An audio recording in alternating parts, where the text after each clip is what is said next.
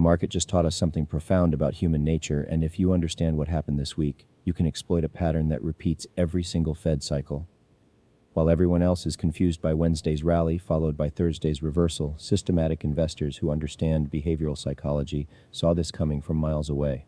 I've spent 15 years studying how human psychology creates predictable market inefficiencies, and what unfolded between December 9th and 11th is a textbook example of why markets remain exploitable.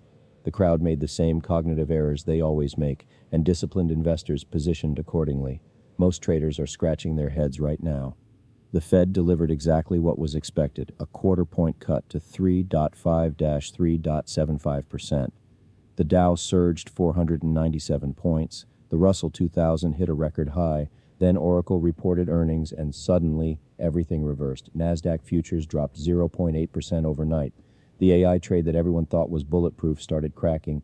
Here's what's really happening, and why this creates opportunity for those who think systematically rather than emotionally. The human layer reveals everything. This market entered the week in what I call suspension mode. Participants withholding conviction until the Fed provided clarity. This is the behavior of organisms that have learned uncertainty carries cost. But here's the exploitable part. When humans are desperate for certainty, they overreact to information that appears to provide it. Wednesday's rally was pure Pavlovian response. The Fed cut rates, so stocks must go up. This is System 1 thinking, fast, emotional, predictable. But disciplined analysis revealed the contradictions immediately. 3 Fed members dissented, the most since 2019. The dot plot showed only one cut projected for 2026. Powell's language was cautious, emphasizing the Fed is well-positioned to wait.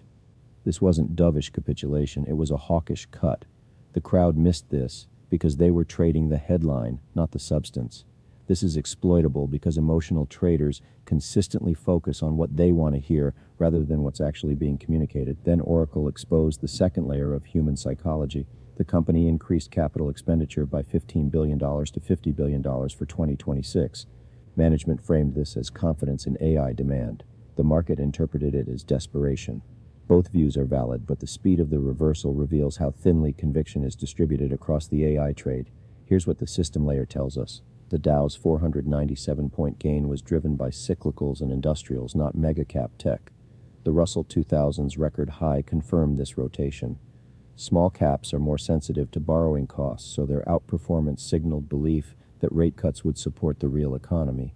But when Oracle stumbled, it triggered technical selling across AI infrastructure names while leaving the broader market intact. This divergence is critical. It shows the system attempting to isolate problems rather than cascade into full risk-off mode. The 10-year Treasury yield hit 4.19% Monday before moderating after the Fed decision. This isn't the behavior of a market that believes inflation is under control. It reflects concern that the Fed is cutting into an economy that remains too hot. The employment data painted a mixed picture. JOLTS openings beat expectations, but quits fell to a 5-year low. Workers don't quit when they're uncertain about finding new jobs. Weekly jobless claims spiked. The system is receiving conflicting signals about labor market health, which increases the probability of policy error. Most importantly, the Fed announced it will resume buying $40 billion in Treasury bills. This is quantitative easing by another name, designed to ensure smooth money market functioning. The fact that they felt compelled to do this while simultaneously signaling fewer cuts reveals the bind they're in. They need loose financial conditions to avoid a credit event, but they can't appear too dovish or they risk reigniting inflation expectations. Now here's where systematic thinking creates advantage. The market is no longer trending, it's oscillating. Wednesday's rally was erased by Thursday's decline. This is not a market with conviction. It's a market waiting for new information. The upcoming earnings from Broadcom, Costco, and Lululemon will provide that information. The Stoic approach recognizes that neither bullish nor bearish outcomes are predictable with certainty. Therefore, position sizing and risk management become the only variables under our control. The Fed's dot plot, projecting only one cut in 2026, is a hawkish surprise the market hasn't fully digested. If that projection holds, it implies lower present values for all risk assets. The fact that the market rallied initially suggests participants are betting the Fed will be forced to cut more than projected. This is a bet on economic weakness, not strength. It's a bet that something will break, forcing the Fed's hand. Here's the systematic response. First, recognize that Oracle's decline didn't trigger broader sell-off.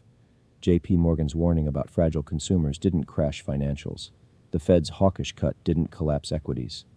These are signs of system resilience, but resilience isn't the same as strength. Second, the rotation into small caps and cyclicals is rational if you believe rate cuts will support credit-sensitive sectors, but it's also a sign of exhaustion in the mega-cap growth trade.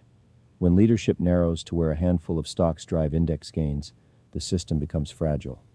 Third, the geopolitical dimension matters. NVIDIA's China chip deal with a 25% tax to the U.S. government isn't bullish. It's recognition that technology is now a tool of statecraft. This trend is irreversible and must be incorporated into valuation models. The path forward is narrow. The Fed has limited room to cut if inflation remains sticky. Earnings growth must accelerate to justify current valuations. The AI infrastructure thesis is being tested in real time. The disciplined response is to remain engaged, but not committed. Hold positions that benefit from multiple scenarios, and recognize that the market's primary function isn't to reward conviction, but to transfer wealth from the impatient to the patient. The system rewards those who can absorb uncertainty without demanding premature clarity. While the crowd oscillates between euphoria and panic, systematic investors maintain emotional neutrality and focus on process over outcomes. This is how markets have always worked, and why they remain exploitable for those who understand human nature rather than fight it.